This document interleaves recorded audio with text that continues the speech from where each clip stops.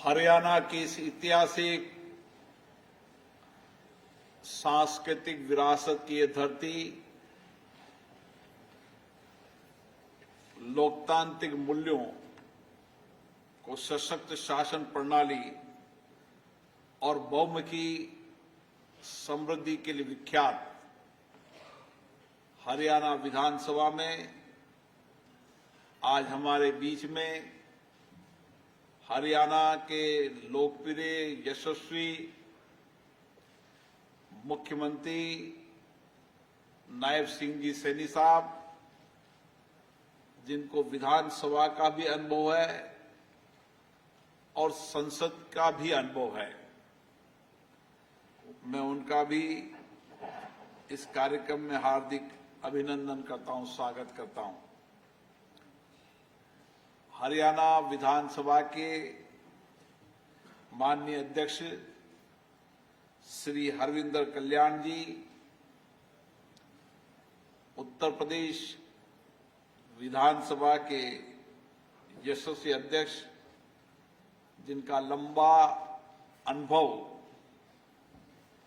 राज्य की विधानसभाओं में रहा है, मंत्रिमंडल के सदस्य के रूप में रहा है और जो अभी कई राज्यों की विधानसभाओं के प्रशिक्षण कार्यक्रम में समय समय पे अपने अनुभव का मार्गदर्शन करते रहते हैं, सतीश महाना जी, विधानसभा के उपाध्यक्ष श्री कृष्णलाल मिड्ढा जी, प्रतिपक्ष के नेता बीबी बत्रा जी, हरियाणा सरकार के माननीय मंत्रीगण, विधायकगण,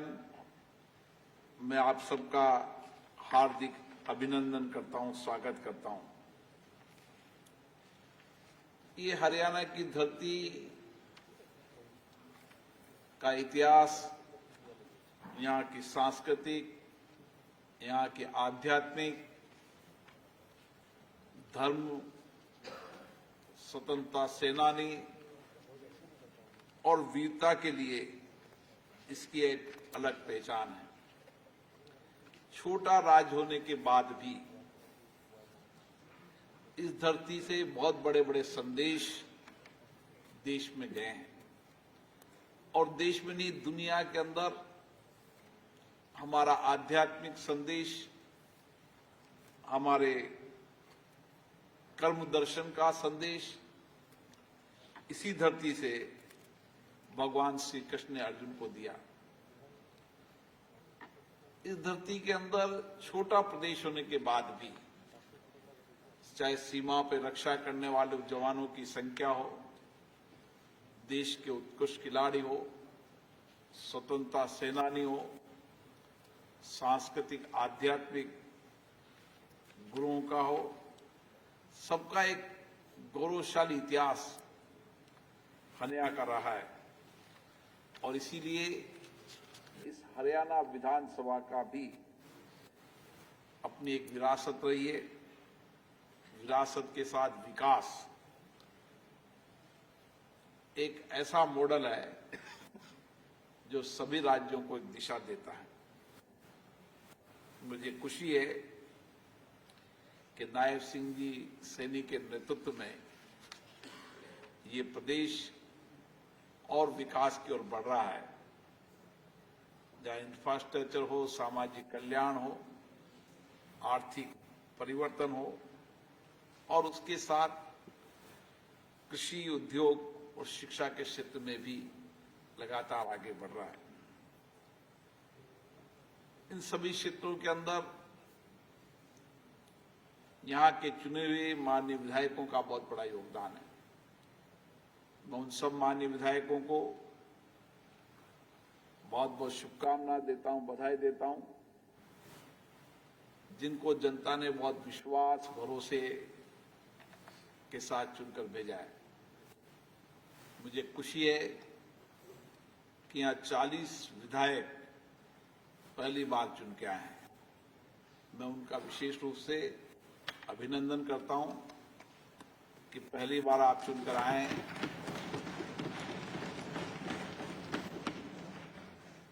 और इसलिए आपको अनुभव भी प्राप्त करना है और जनता की अपेक्षा आकांक्षाओं को पूरा करना है। राज्य के विधानसभा सदस्य की बहुत बड़ी जिम्मेदारी होती है, क्योंकि विधानसभा सदस्य की जनता से सीधा संवाद होता है, निकटता होती है और उसके कारण लोगों की अपेक्षाएं, आकांक्षाएं कुछ ज्यादा रहती है और इसीलिए हमारी जिम्मेदारी भी ज्यादा रहती है। जितना ज्यादा भरोसा, जितना ज्यादा विश्वास, उतनी ही जिम्मेदारी ज्यादा। और इसीलिए एक तरफ हमारे विधानसभाओं के मतदाताओं की हमारी जिम्मेदारी है, उनकी चिंताएं, उनकी कठिनाइयां का समाधान हमें इसी विधान मंडलों से खोजना है। दूसरा, राज्य की जनता की जिम्मेदारी भी हमारी है। हमें एक विधानसभा के सदस्य के रूप में विधानसभा ने चुनकर भेजा है, लेकिन आप एक विधानसभा का नहीं, पूरे राज्य का नेतृत्व करते हैं और इसीलिए हमारी विधानसभाओं की चिंताएं, आकांक्षाओं के साथ साथ हम राज्य के विकास के अंदर, विकास के साथ नीतियां, कार्यक्रम, योजनाएं, उसका सही ढंग से आकलन करना, मूल्यांकन करना और राज्य की विधानसभाओं के अंदर जहां एक हमारा कानून बनाने की जिम्मेदारी है, उस कानून बनाते समय विधायी प्रस्ताव के समय हमारा व्यापक मंथन, अध्ययन होना चाहिए। वही उस कानून बनाते समय इसी विधानसभा के अंदर उसी कानून पर हुई चर्चा, संवाद, सहमति, असहमति लोकतंत्र की विशेषता है, उसके अनुभव का भी, और जो डिबेट हुई है उस डिबेट को भी समय समय पर हमें अध्ययन करने की आवश्यकता है। पिछली बार हमने विधानसभा के अध्यक्षों के सम्मेलन में तय किया था कि हम राज्य की विधानसभाओं में भी उस विधानसभा की पुरानी डिबेट, चर्चा, संवाद, राज्य के महत्वपूर्ण मुद्दों, नीतियों, योजनाएं और कानून बनाते समय जितनी भी चर्चा हुई है, उनका डिजिटाइजेशन करने का काम करेंगे, ताकि आने वाला माननीय नया सदस्य या पुराना नया सदस्य जब कभी किसी मुद्दों पर बात करें तो पुरानी चर्चाओं, संवाद और सकारात्मक चर्चाओं का भी अध्ययन करें। और इसीलिए राज्य विधानसभाओं के अंदर एक प्लेटफॉर्म पर आपको आने वाले समय के अंदर देश की सभी विधानसभाओं की कार्रवाई, उनकी बजट पर डिबेट या उस राज्यों के अंदर बने कानूनों की सारी चर्चा एक प्लेटफॉर्म पर आपको मिलेगी। मेरा मानना है कि जब कभी विधानसभा के अंदर कानून बनाने की लिए चर्चा हो, उस समय कानून बनाने का जो ड्राफ्ट बनता है, जो लेजिस्लेटिव ड्राफ्टिंग होती है, उस लेजिस्लेटिव ड्राफ्टिंग के अंदर भी माननीय सदस्यों की सकारात्मक सुझाव होना चाहिए। अभी वर्तमान में हमारे सिस्टम में ब्यूरोक्रेट जो लेजिस्लेटिव ड्राफ्टिंग बनाते हैं, उस लेजिस्लेटिव ड्राफ्टिंग को हम प्लेटफॉर्म पर विधानसभा के अंदर लाते हैं या लोकसभा में लाते हैं, तो लेजिस्लेटिव ड्राफ्टिंग की कमी के कारण कई बार कानून बनाते समय उसका बहुत बड़ा इफेक्ट जनता पे भी पड़ता है, सरकार की कार्यप्रणाली में करता है। इसलिए कोशिश करना चाहिए कि जो लेजिस्लेटिव ड्राफ्टिंग है उसका प्रारूप विधानसभा के माननीय सदस्यों को परिचालित हो और उसमें जितना हमारा अनुभव होगा लेजिस्लेटिव ड्राफ्टिंग के अंदर, उसका भी प्रशिक्षण शिविर आयोजित करेंगे, उतना ही बेहतर हम कानून बना पाएंगे, उतना ही हम कानून पर ठीक से चर्चा कर पाएंगे। और चाहे इस राज्य में चर्चा हो या कानून बनाते समय संसद में, अन्य विधानसभाओं में चर्चा हो, जब एक लेजिस्लेटिव प्लेटफॉर्म पर आप उनकी चर्चाओं को देखेंगे तो आप बेहतर चर्चा संवाद कर पाएंगे। और एक अच्छा विधायक वही होता है जो विधानसभाओं के अंदर सार्थक चर्चा करे, सकारात्मक चर्चा करे, अपने अनुभव ज्ञान के आधार पर चर्चा करे। टेक्नोलॉजी का जमाना है, इससे नए इनोवेशन के साथ चर्चा करें ताकि हम राज्य की विधानसभा से ही प्रदेश के नेता बन सकते हैं। और यही प्लेटफॉर्म है जिस पर आप राज्य के नेता बन सकते हैं।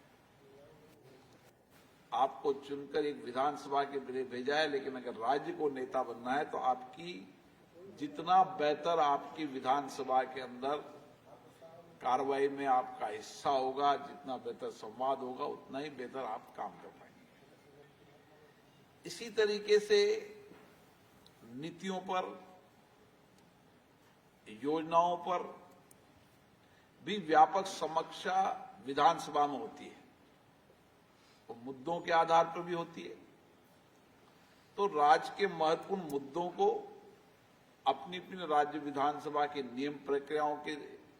का पूरा अध्ययन करना और कैसे हम राज्य के अंदर प्रदेश के मुद्दे, अपने विधानसभाओं के मुद्दों को उठा सकते हैं। जितना नियम प्रक्रियाओं का अध्ययन होगा उतना ही आप नियम प्रक्रियाओं से विषयों को उठा पाएंगे और उससे एक बहुत सकारात्मक परिवर्तन आता है।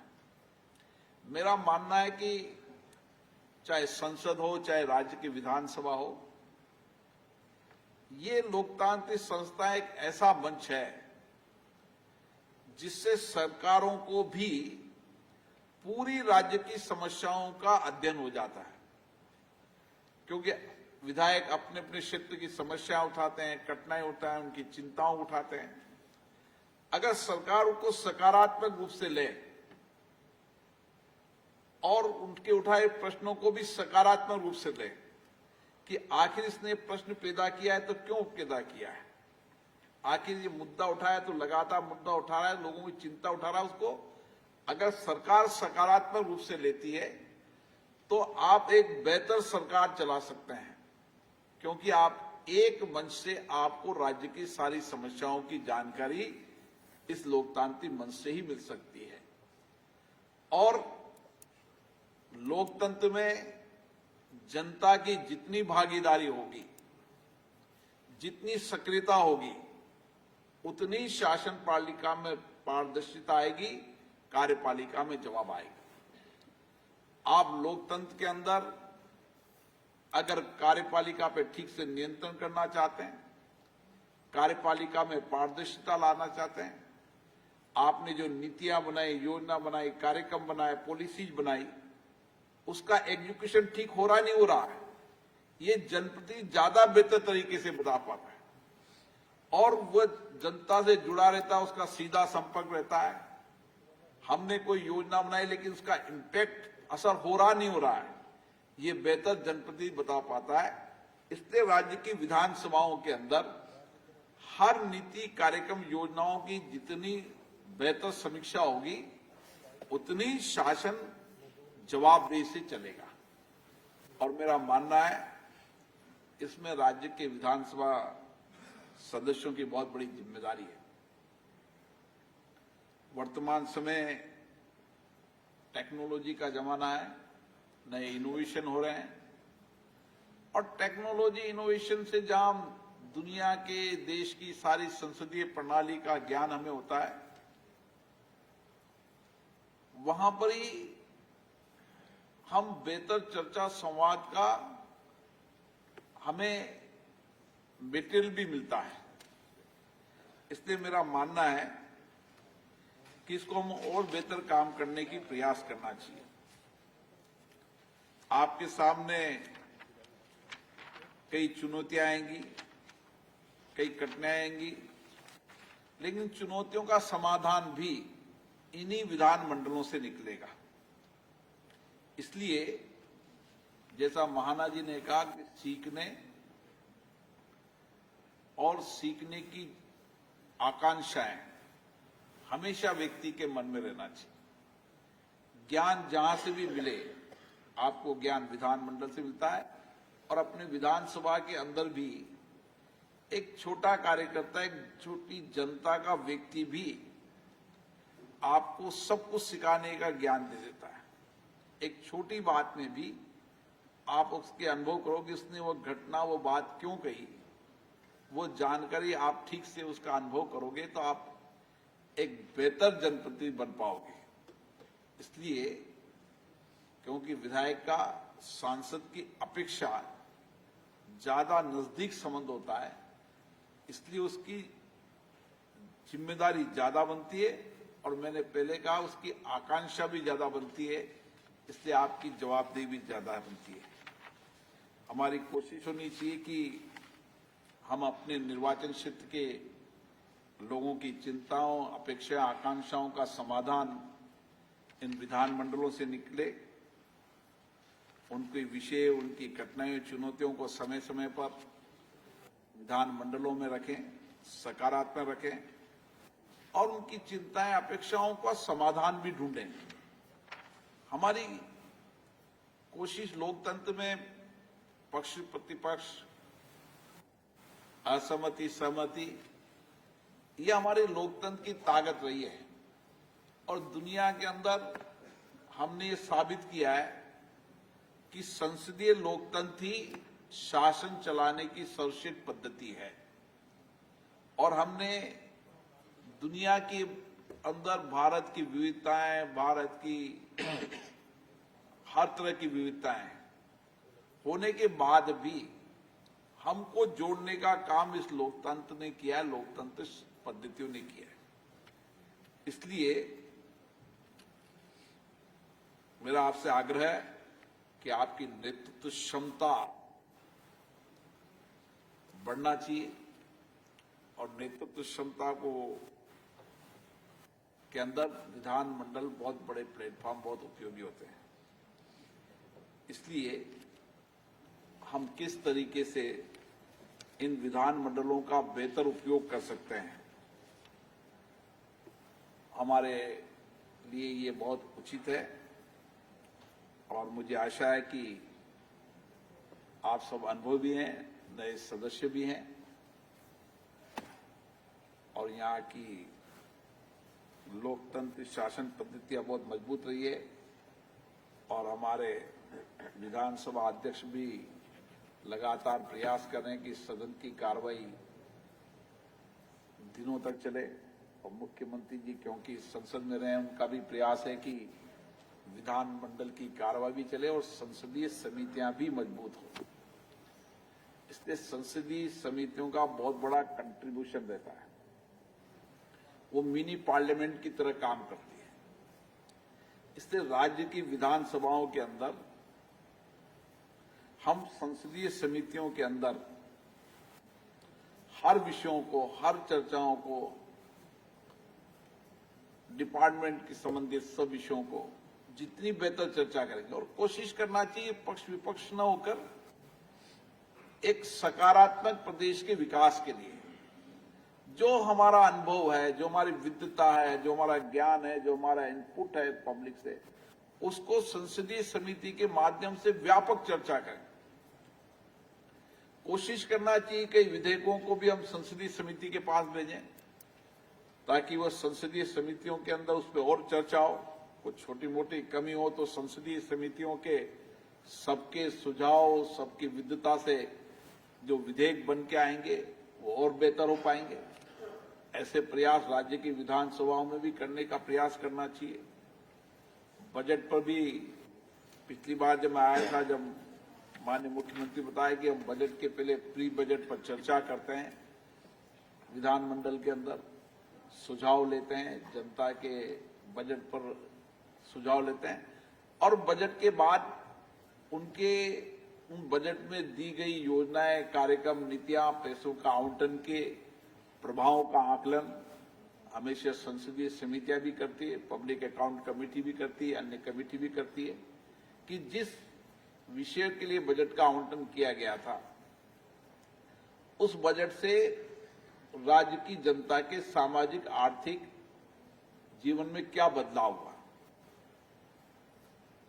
जिस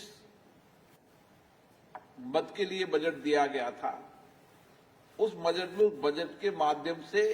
चाहे शिक्षा हो, चाहे स्वास्थ्य हो, चाहे गरीब कल्याण की योजनाएं हैं, उसके प्रभाव का आकलन भी संसदीय समितियों में बेहतर हो सकता है,